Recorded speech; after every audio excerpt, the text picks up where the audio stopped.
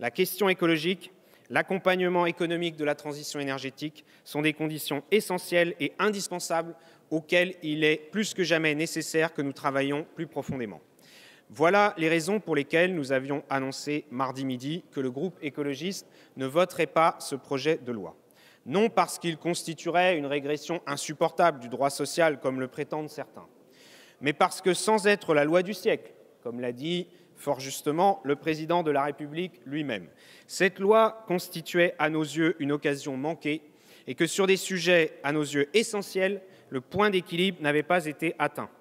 Un nombre non négligeable de collègues d'autres groupes de gauche étaient manifestement dans le même état d'esprit, souvent pour d'autres raisons d'ailleurs, et vous avez mesuré le risque de voir le texte rejeté par l'Assemblée nationale.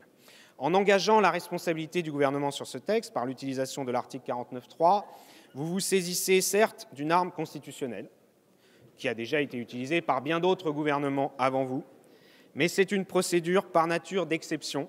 Et dans une démocratie parlementaire apaisée, les procédures d'exception sont toujours le signe d'une impasse.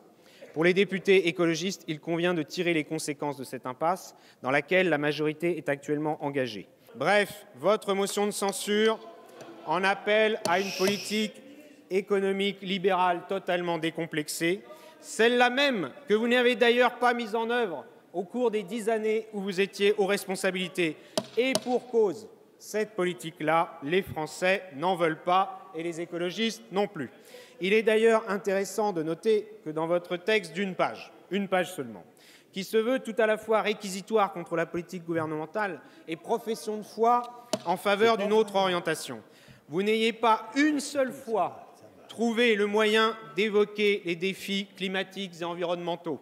Non, décidément, à cette politique-là, les écologistes ne veulent pas apporter leur voix. Parce que, si comme dans toutes les familles politiques, nous connaissons des nuances, des différences de point de vue, il est une conviction qui anime toutes et tous les écologistes. La politique du pire est toujours la pire des politiques.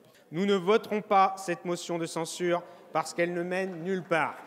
Par notre vote d'aujourd'hui, Monsieur le Premier ministre, nous vous disons clairement que les écologistes ne sont pas dans l'opposition, que toute la majorité se remette au travail, animée de l'esprit de responsabilité, que les Françaises et les Français attendent de nous et qu'ils ont fortement exprimé le 11 janvier dernier.